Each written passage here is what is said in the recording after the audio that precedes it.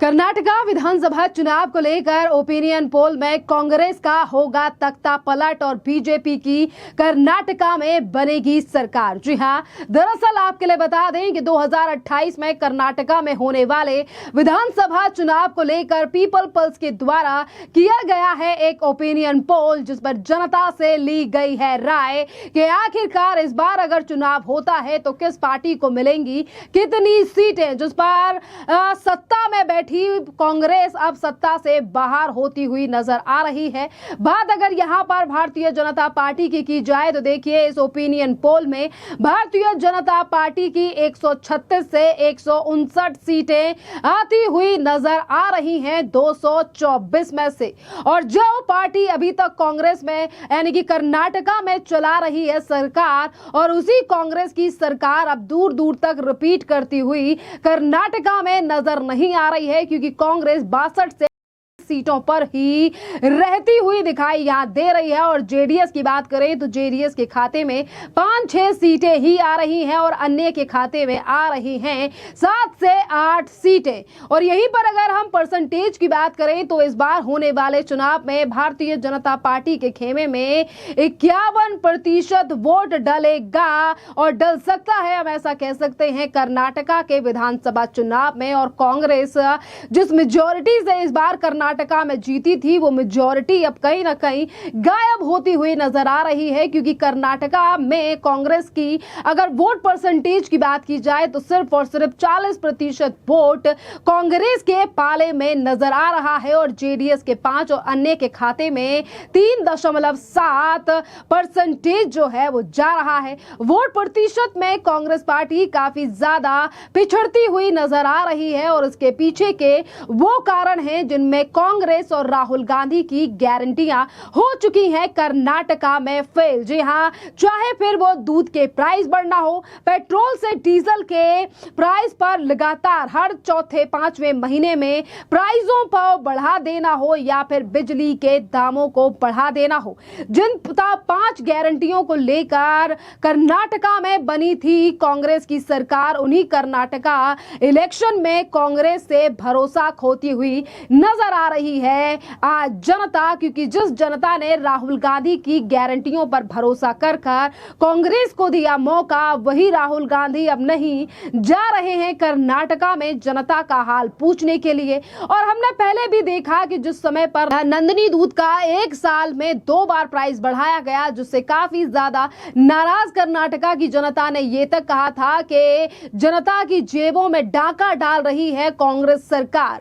जिस जनता से ये वादे किए गए थे कि अगर हमारी सरकार बनती है कर्नाटका में तो 5 गारंटियां दी जाएंगी, बिजली के दाम कम कर दिए जाएंगे, बसेस की राइड महिलाओं के लिए फ्री कर दी जाएगी। जहां महंगाई को लेकर प्रधानमंत्री नरेंद्र मोदी पर राहुल गांधी ने हर जगह पर बोला हमला, आज उन्हीं के राज्य में लगातार बढ़ रही है महंगाई, जिसके चलते अब कर्नाटका की जनता ने बनाई है कांग्रेस से दूरी। और ये दूरी सीधी साफ दिखाई दे रही है पीपल पल्स के इस ओपिनियन पोल में, जहां जनता ने भारतीय जनता पार्टी के नाम पर ज्यादा भरोसा जताया है और कांग्रेस को पछाड़ दिया है। यानी कि कांग्रेस इस बार कर्नाटका में रिपीट नहीं करेगी। इसी के साथ अगर अच्छी गवर्नेंस की बात करें, गवर्नमेंट की बात करें, तो देखिए कर्नाटका में कई ऐसे मुद्दे रहे जिससे कि जनता का भरोसा कहीं ना कहीं कांग्रेस की सरकार से डगमगाया है। और वहीं दूसरी तरफ अब भारतीय जनता पार्टी भी अनेक और तमाम मुद्दों को लेकर कांग्रेस को घेरती हुई नजर आ रही है। जिस तरीके से कांग्रेस के नेता एक तरफ जनता के से किए गए वादों को पूरा नहीं कर रहे हैं, तो वहीं दूसरी तरफ अपनी ही सरकार पर कई नेता सवाल उठाते हैं तो उन पर भी अमल नहीं कर रहे हैं राज्य के मुख्यमंत्री। और इस समय पर कर्नाटका में एक और मुद्दा गरमाया हुआ है। जिस तरीके से कांग्रेस के नेता प्रियंका प्रियंक खड़गे ने भारतीय जनता पार्टी के नेता चलवाड़ा नारायण स्वामी के खिलाफ व्यक्तिगत राजनीतिक विशेष तरीके से जो टिप्पणी की है और इनके ऊपर अब भारतीय जनता पार्टी ये आरोप लगा रही है कि किस तरीके से ये यानी कि प्रियंक खड़गे अपनी शक्ति अपने पद का दुरुपयोग कर रहे हैं और इन्हें राज्यपाल से कहकर ये मंत्री पद से बर्खास्त करने की मांग आज भारतीय जनता पार्टी कर रही है। भारतीय जनता पार्टी ने आरोप लगाया है कि नारायण स्वामी को कांग्रेस समर्थक और रेत माफिया से कथित रूप से जुड़े लोग और हिंसक व्यक्तियों द्वारा जो है वो 5 घंटे से अधिक तक अवैध रूप से हिरासत में रखा गया था भारतीय जनता पार्टी के नेताओं को और भाजपा नेताओं के द्वारा राज्यपाल को सौंप दिया गया है ज्ञापन, जिसमें कह दिया गया है कि हमलावरों ने परिसर को जबरन बंद कर दिया गया, विपक्ष के नेता के घर पर शारीरिक हमला करने का प्रयास किया गया, उन्हें मौखिक रूप से गाली दी गई और अन्य भारतीय जनता पार्टी के कार्यकर्ताओं पर भी हमला किया गया, जिसके बाद प्रियंक खड़गे की लगातार बढ़ रही हैं मुश्किलें और इसी के साथ भारतीय जनता पार्टी ने अब प्रियंक खड़गे और कांग्रेस के खिलाफ खोल दिया है मोर्चा और कर रही है प्रोटेस्ट। और इसी के बीच भारतीय जनता पार्टी के नेता श्रीराम मुलू बीजेपी के जो नेता हैं उन्होंने प्रियंक खड़गे और कांग्रेस के ऊपर कई आरोप लगाए हैं। सुनिए क्या कह रहे हैं। सर, प्रोटेस्ट स्टार्ट तो भारतीय जनता पार्टी से हमारे सारे नेता अब प्रोटेस्ट कर रहे हैं। हमारा अपोजिशन लीडर चलवादी नारायण स्वामी को क्या चितापुर आए थे, कलबुर्गी आए थे, आने टाइम पे जो कुछ भी कांग्रेस का पुडारी लोग, कांग्रेस का चेला लोग सभी मिलकर वो अपमान किए चलवादी नारायण स्वामी को। वो पॉलिटिकली देखो तो कॉन्स्टिट्यूशनली पोस्ट है, उसको ये कॉन्स्टिट्यूशनली पोस्ट क्या है उसके बारे में वो लोग अपमान किए से काम कर रहे हैं। इसलिए हम भारतीय जनता पार्टी से हम प्रोटेस्ट कर रहे हैं। देखो, कभी संविधान अपाय में आई कर बोले कांग्रेस लोग बब्बे मारते रहते। मैं राहुल गांधी को बोलता हूँ, इधर आको तुम देखो, तुम्हारा दादी क्या 1975 पे क्या इमरजेंसी लगाए थे, आज भी कलबुर्गी जिले में इमरजेंसी भी चल रहा है। इसलिए हम कलबुर्गी क्योंकि रिपब्लिक ऑफ कलबुर्गी बनने नहीं देंगे। हम प्रोटेस्ट कर रहे हैं। जो कुछ हमारा नेता को अपमान किया उसके बारे में हम फाइट कर रहे हैं। किसके खिलाफ है? ये कांग्रेस का नेता है ना, वो प्रियंका खड़गे के खिलाफ हम प्रोटेस्ट कर रहे हैं।